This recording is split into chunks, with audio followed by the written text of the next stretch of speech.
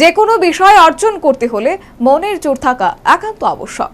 ত্রিপুরা অনিয়মিত DWS pump operator সংঘের সাংগঠনিক কনভেনশনে এই অভিমত ব্যক্ত করলেন সাংসদ বিপ্লব কুমার দেব।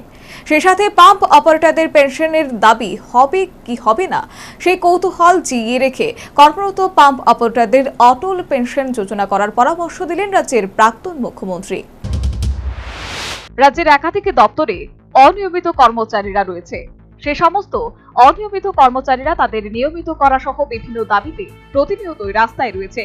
এরই মাঝে বৃহস্পতিবার রাজধানীতে মজদুর মনিটরিং সেল অনুমোদিত ত্রিপুরা অনিয়মিত ডিডব্লিউএস অপারেটর সংঘের সাংগঠনিক কনভেনশন অনুষ্ঠিত হয়। কনভেনশনের উদ্বোধক ও প্রধান অতিথি হিসেবে উপস্থিত ছিলেন সাংসদ তথা প্রাক্তন মুখ্যমন্ত্রী বিপ্লব কুমার দেব। কনভেনশন মঞ্চে অনিয়মিত ডিডব্লিউএস পাম্প অপারেটররা তাদের দাবি সনদ সাংসদ বিপ্লব কুমার দেবের হাতে তুলে দেয়। কনভেনশনে বক্তব্য রাখতে গিয়ে সাংসদ বিপ্লব কুমার দেব অনিয়মিত ডিডব্লিউএস পাম্প অপারেটরদের দাবিগুলির যৌক্তিকতা মেনে নিয়ে বলেন, যে কোনো বিষয় অর্জন করতে হলে মনের জোর থাকা একান্ত আবশ্যক। আর আপনার কাছে যদি মনের জোর থাকে যে আজকে আমি ৭,০০০ টাকা পাই আর আমি ১০,০০০ টাকা পাবো, ১৫,০০০ টাকা পাবো, আমি এটা করতে পারবো, দেখবেন সেগুলো আপনার জীবনে আসবে।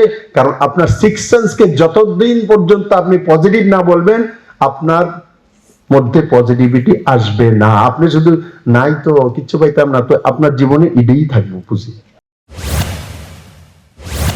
সেই সাথে অনিয়মিত ডিডব্লিউএস পাম্প অপারেটরদের পেনশনের দাবি হবে কি হবে না সেই কৌতূহল জিইয়ে রেখে কর্মরত পাম্প অপারেটরদের অটল পেনশন যোজনা করার পরামর্শ দিলেন রাজ্যের প্রাক্তন মুখ্যমন্ত্রী।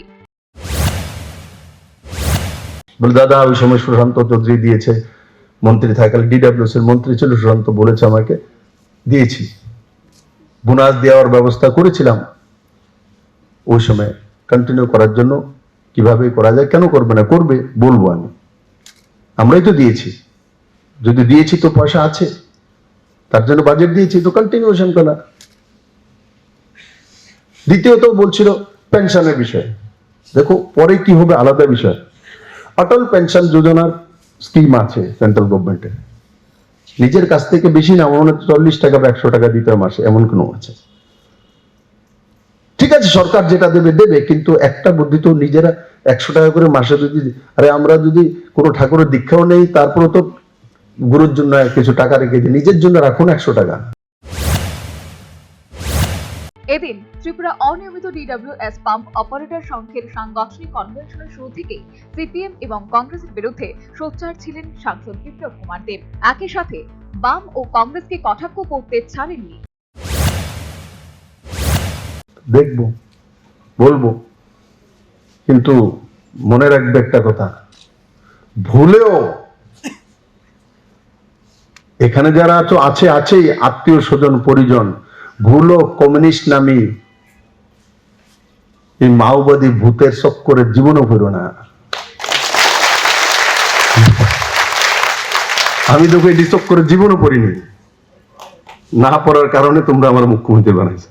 एकदम प्योर माल, प्योर है ना, इसमें है दूसरा कुछ, काटोगे तो भारत ही निकलेगा, एकदम प्योर, भेजाल नहीं, ऑर्गेनिक माल। আর অটোডিক সিপিএম এর এগেইনস্টে এখানে ছিল কংগ্রেসের লিডার,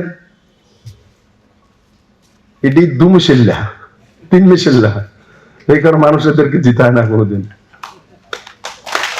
জিতায়নি, সবাই জানে এটা তরমুজ। রাজ্যে সেচ ও পানীয় জল সরবরাহে ওয়াটার রিসোর্স ডিপার্টমেন্ট গুরুত্বপূর্ণ ভূমিকা পালন করে চলেছে। সংশ্লিষ্ট কাজে নিয়োজিত রয়েছে প্রায় 4,800 কর্মী।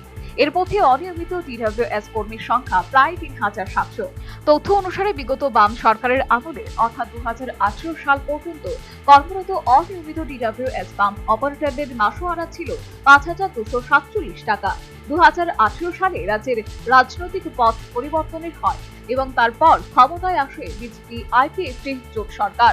একদিকে বাজারের অগ্নিমূল্য আর অন্যদিকে কর্মরত অনিয়মিত ডিডব্লিউএস পাম্প অপারেটরদের সংসার চালানোর ক্ষেত্রে সংকটজনিত কারণে অনিয়মিত ডিডব্লিউএস পাম্প অপারেটররা তাদের বেতন বৃদ্ধি সহ বিভিন্ন দাবিতে সরব হয়। চাপে পড়ে 2023-এর বিধানসভা নির্বাচনের পূর্বে বিজেপি আইপিএফটি জোট সরকার রাজ্যে কর্মরত অনিয়মিত ডিডব্লিউএস পাম্প অপারেটরদের মাসোয়ারা এক ধাক্কায় প্রায় 2,300 টাকা বৃদ্ধি করেছিল।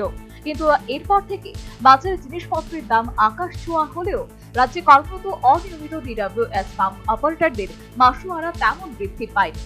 ফলে স্বাভাবিকভাবেই কর্মরত অনিয়মিত পাম্প ডিডব্লিউএস অপারেটরদের কায়িক ক্লেশে সংসার প্রতিপালন করতে হচ্ছে। তবে এদিনকার কনভেনশনে সাংসদ তথা প্রাক্তন মুখ্যমন্ত্রী বিপ্লব কুমার দেব রাজ্যে কর্মরত অনিয়মিত ডিডব্লিউএস পাম্প অপারেটরদের দাবি সমূহ মেনে নিয়ে তা বাস্তবায়নের আশ্বাস দিয়েছেন। আর এই আশ্বাস পেয়ে বুক ভরা আশা নিয়ে কনভেনশন থেকে বাড়ি ফিরে গেছে অনিয়মিত ডিডব্লিউএস পাম্প অপারেটররা। Bureau report, news vanguard.